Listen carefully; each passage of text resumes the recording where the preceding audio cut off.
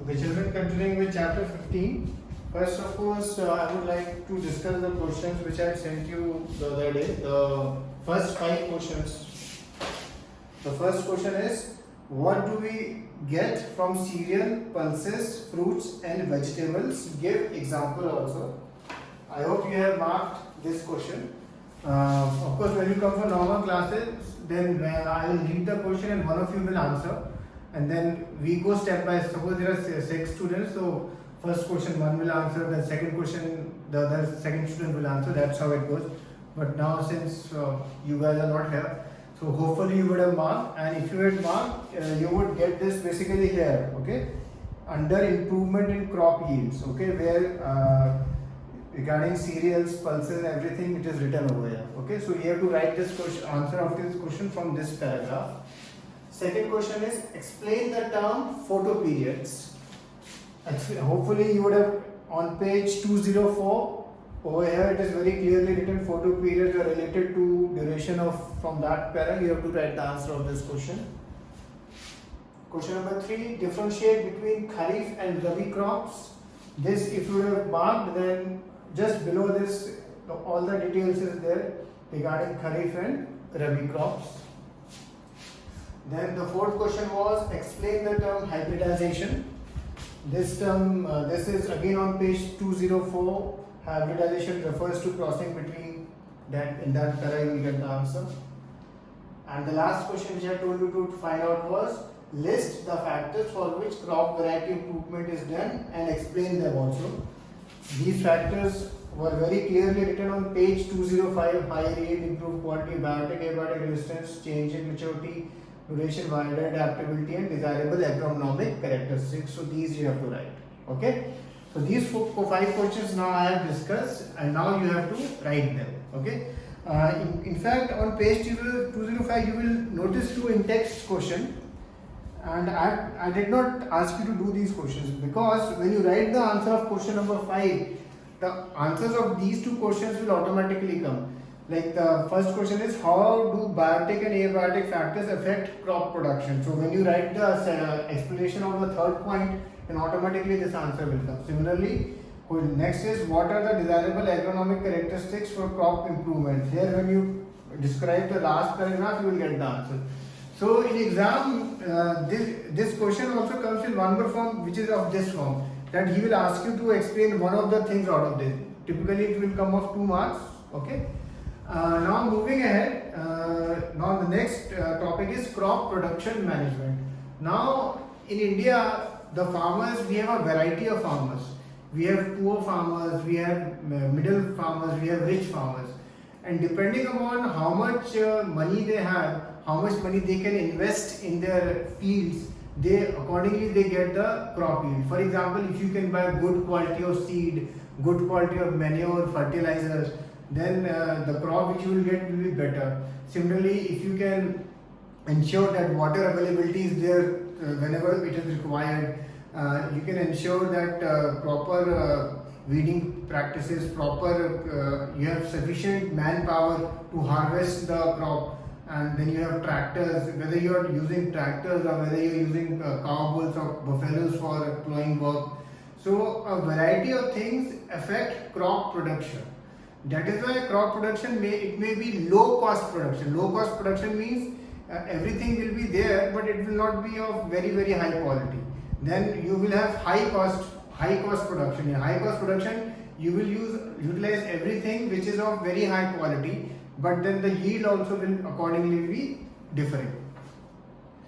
Now, one of the first things, of course,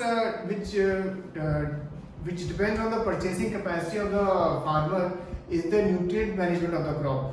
Crop requires nutrient, like all of us require food. Crops, plants also require food, and there are 2 types of nutrients in this: macro and micro.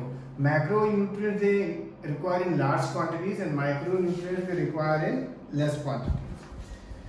And if they are deficient in these nutrients, then various types of disease and their growth and everything else is affected.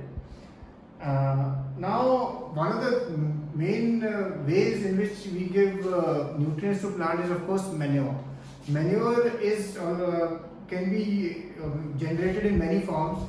whether it is from the human sewage or whether it is from the compost of cow dung. And manure is of course of two types. In our book we will see one is compost and vermicompost, and one is green manure. Now in green manure, one interesting thing is there. Prior to sowing the crop seeds, some plants like sun hemp and gaur are grown and then mulched by applying them into the soil. Many children get confused, what is this mulched? Basically, suppose I have this land on which I have to grow a crop. So first thing I will do, I will grow another crop, a small crop, say sun hemp. Okay, I will grow it here. Throughout the field, I will grow this crop. Okay.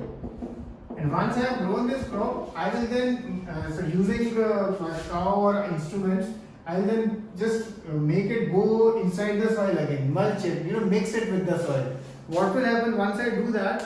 The nutrients which are there in this plant will mix with the soil and make it more fertile. So that is the thinking behind it. Of course, these compost and vermicompost and green manure are very good for health, good for plants.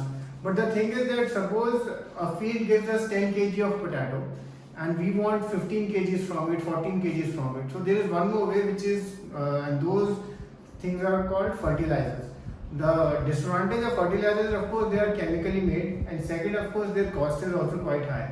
But again, when the production, if you have the money and if you can invest in your field, then accordingly the results will be higher because you will get more yield.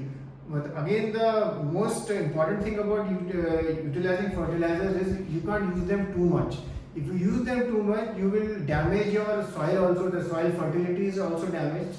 And secondly, they may, when you whatever crop you are growing, if you use too much fertilizer, then some of it may seep into the plants also. And when it goes for human consumption, then it will be very harmful for us. Fertilizers should be applied carefully in terms of proper use, dose, time, and observing pre and post application precautions for their complete utilization. For example, sometimes fertilizers get washed away due to excessive irrigation and are not fully absorbed by plants. This excess fertilizer then leads to water pollution. And now we just read about organic farming. Organic farming is a farming system with minimal or no use of chemicals as fertilizer. Okay, this is very important. With minimal or very less use of chemicals as fertilizers. Now in India, of course, one of the major disadvantages for farmers is of course irrigation, in the sense that they are dependent on the weather for water. And if you are dependent on the weather for water, for rains, then because of that, sometimes the rains come on regular basis, but sometimes they may not come also on regular basis. So proper irrigation practices, implementation of proper irrigation practices is very essential to ensure that crop grows nicely, because at the end of the day, plants need water. Without water, the plants will die. So on page 207, there are a few irrigation practices which are very clearly written: wells, canals, river lift system, and tanks. Wherever the government or the farmer, out of these four, wherever what is the most cost effective, what is the which can be easily implemented on his field, they generally utilize. It is better to utilize out of these one of the methods, because if you are totally dependent on the weather, then it is a very difficult situation later on. If the weather is not conducive, if there are no rains, then you will be suffering major losses. Now what happens is, there is one more thing. Suppose if a farmer is growing a crop, okay. Now this crop, today its rate was say rupees 10 rupees per kg, for which he can sell it later on. Suppose after 3 months, the rate of this crop, instead of rupees 10 comes to rupees 5. So what happens? He has a loss when he goes to the market for selling it. So what common practice they do, which one is called mixed cropping and one is called intercropping. In mixed cropping, basically he mixes 2 or 3 more seeds of the other type of crop, so that when his field gives him the crop, there will be 2 types of crop which will be available to him, and hopefully if the rate of one crop goes down, the rate of other will not go down. The another type is intercropping. In intercropping also 2 or 3 crops are grown, but they are grown in definite patterns. Okay. One more advantage of mixed cropping or intercropping is of course that suppose there is a, if you are growing a single crop all the time, okay, what happens is if that single crop takes a nutrient B from the soil, so it will keep on taking that nutrient B all the time. But if you have a, say for 6 months you put one crop and then for the next 6 months you put another crop, then the another crop will take say nutrient C from the crop, and till those 6 months it can replenish that nutrient B which the earlier crop had utilized. So mixed cropping or intercropping is beneficial for two reasons. One is for maintaining soil fertility, and second, of course, insurance against crop loss or market fluctuation. And one more advantage is of course, for sometimes what happens is a crop may certain kind of disease may affect only one crop and it may not affect the other crop. So in that scenario also, it is better to have two types of crops so that if in case one crop is damaged, at least we have one more crop as a insurance. Okay, children, cheers.